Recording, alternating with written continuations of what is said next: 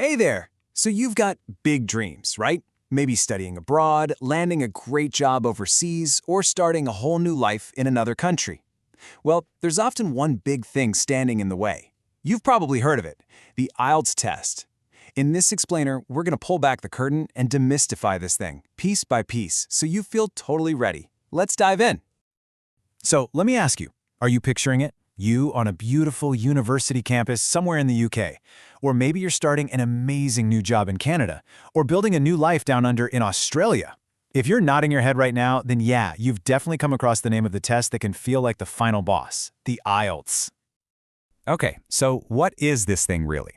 Well, IELTS stands for the International English Language Testing System, which is a mouthful, I know. But here's the key. Forget everything you think you know about boring grammar quizzes. This is not that.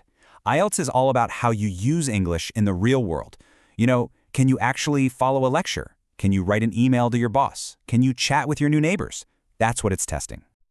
And when I say it's a big deal, I mean it's a huge deal. Look at this number, over 11,000. That's how many organizations around the world accept the IELTS. We're talking top universities, major companies, even governments for immigration purposes, in places like the UK, Canada, Australia, all over the place. Seriously, this test is a global passport.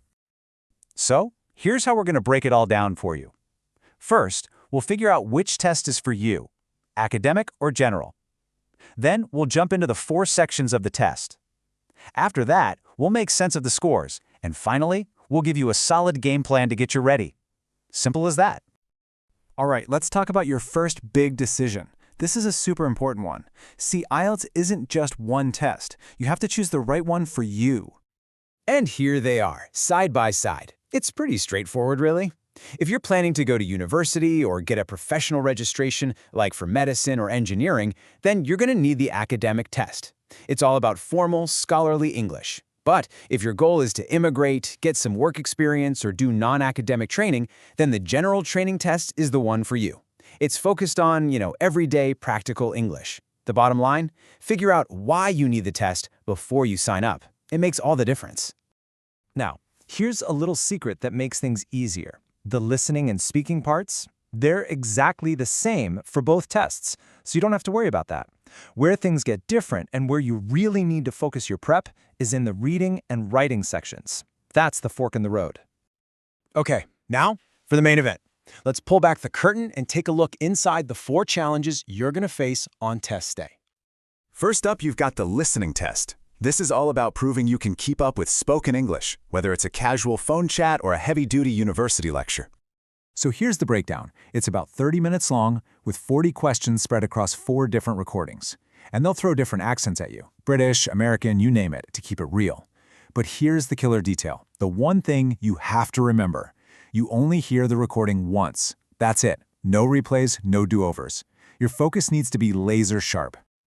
All right, challenge number 2, the reading test. Think of this as a 60-minute race against the clock. You've got to digest a bunch of text and prove you get it, all while that timer is ticking down.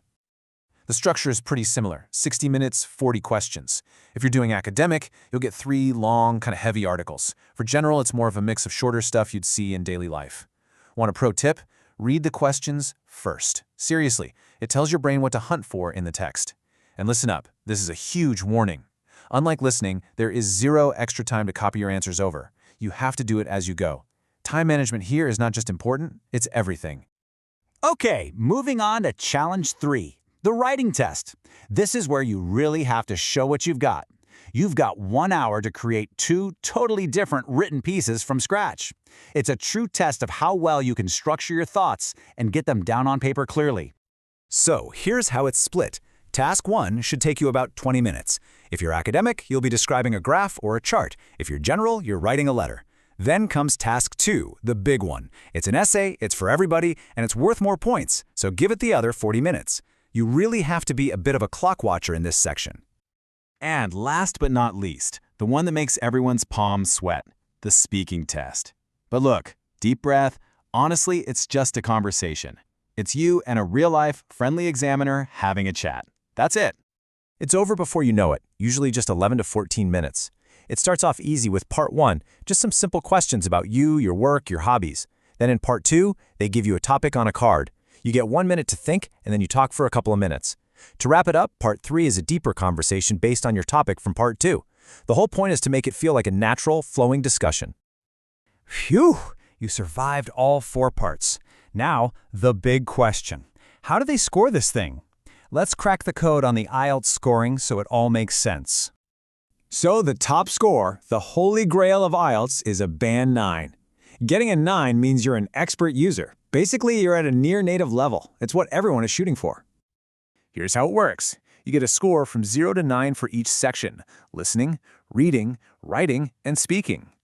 Then they average those out to give you your overall band score. To give you a feel for it, a band 7 is a good user, and a band 6 is a competent user. For most universities or immigration, you're probably going to be aiming for somewhere in that 6 to 8 range. Oh, and here's a super important detail you can't forget. Your score has an expiration date. It's only valid for 2 years. After that, you might have to take the test all over again. So plan accordingly. Okay, so now you know what the test is. That's half the battle right there. But now let's talk about how you're going to beat it. Let's build your personal game plan for success. First things first, we need to bust a huge myth that freaks so many people out. You've probably heard it before. To get a good score, you need a perfect British accent. Let me be perfectly clear. That is absolutely 100% false. No way. The examiners are pros. They're trained to understand all kinds of accents. What they actually care about is, can I understand you? Are your ideas clear? Do you make sense? That's it. It is not about your accent. So just speak clearly, speak confidently, and sound like you. So, what's the smart way to prepare? Well, it really boils down to 4 simple steps. 1, you got to know where you're starting, so take a full practice test to find your baseline. 2, learn the test inside and out. Don't just do random questions, really get to know the different question types. 3, practice under pressure. Do timed tests over and over to build your speed and your stamina.